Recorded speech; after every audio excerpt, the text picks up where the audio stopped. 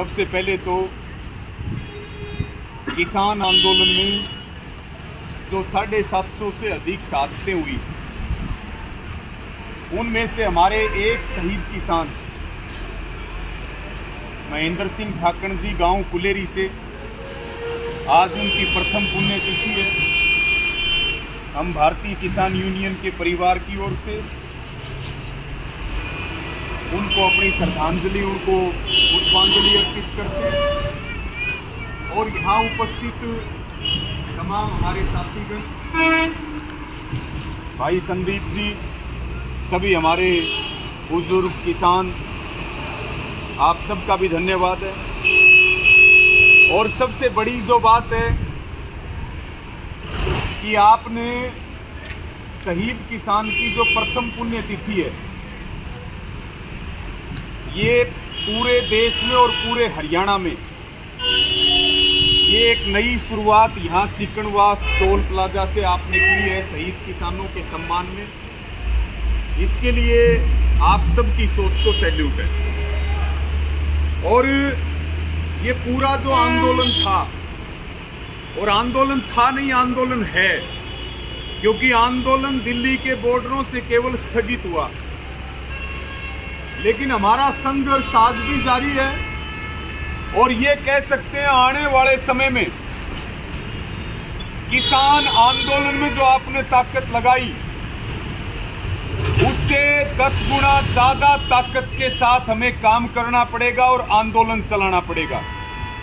और संदीप भाई बिल्कुल सही बात कह रहे थे।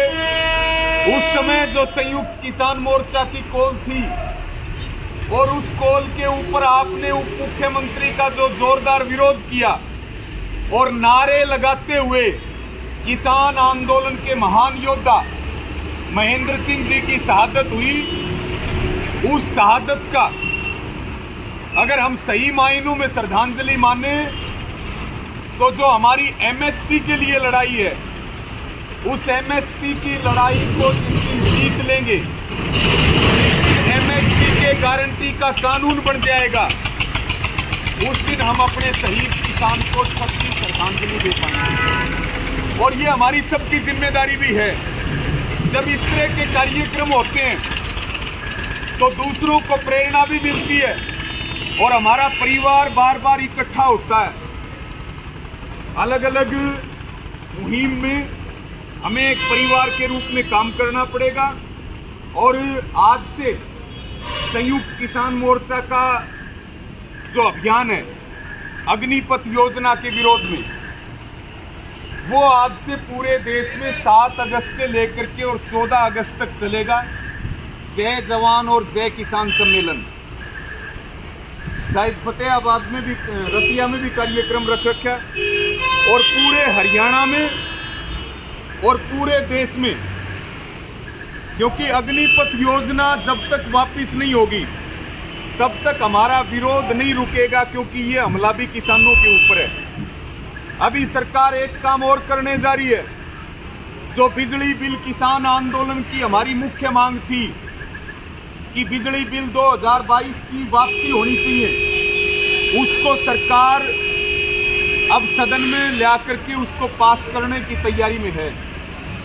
उसके बारे में भी संदीप भाई बहुत ज़्यादा जागरूकता की ज़रूरत है, क्योंकि सब्सिडी खत्म हो जाएगी बिजली की, जो नौकरियां उनके ऊपर ग्रहण लगेगा, निजी कंपनियों का प्रवेश हो जाएगा, फ्री बिजली बंद हो जाएगी, बिजली के रेट बढ़ेंगे कस्बों में, शहरों में, गांव में।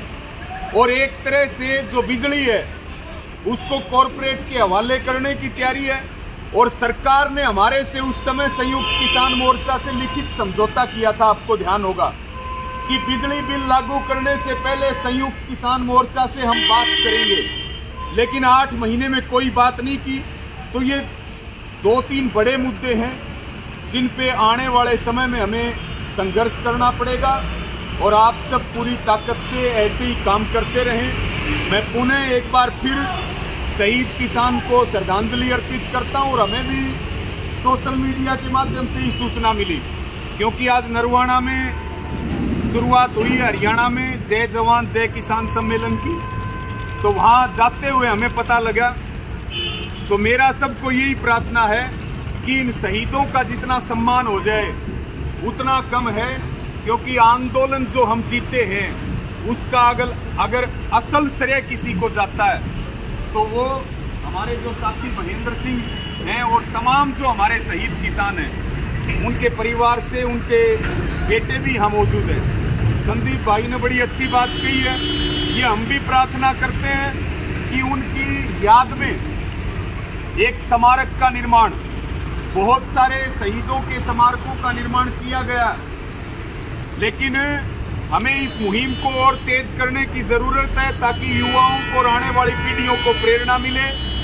तो स्मारक के लिए गांव की तरफ से आज से ही प्रयास शुरू हो। भाई संदीप ने भी कहा और हम भी कह रहे कि उसमें जो हमारा योगदान होगा उसके लिए हम हमेशा तैयार रहेंगे। लेकिन अब की बार जो पुण्यतिथि हम मनाएं तो वो उनके स्मारक स्थल के ऊपर मनाने का काम करें। उसके लिए जरूर गांव से जितने भी आए हुए हैं, उनके बेटे हैं, वो भी एक अच्छी भावना रखते हैं। कई बार हमारे से भी बात होती है तो उनके परिवार के प्रति भी हमारी बहुत सहानुभूति भी है। और आपका जो योगदान है उसको जब तक ये सूरज चांद रहेगा तब तक हम भुला नहीं सकते। सभी साथियों का धन्यवाद। सबको जय जवान जय किसान।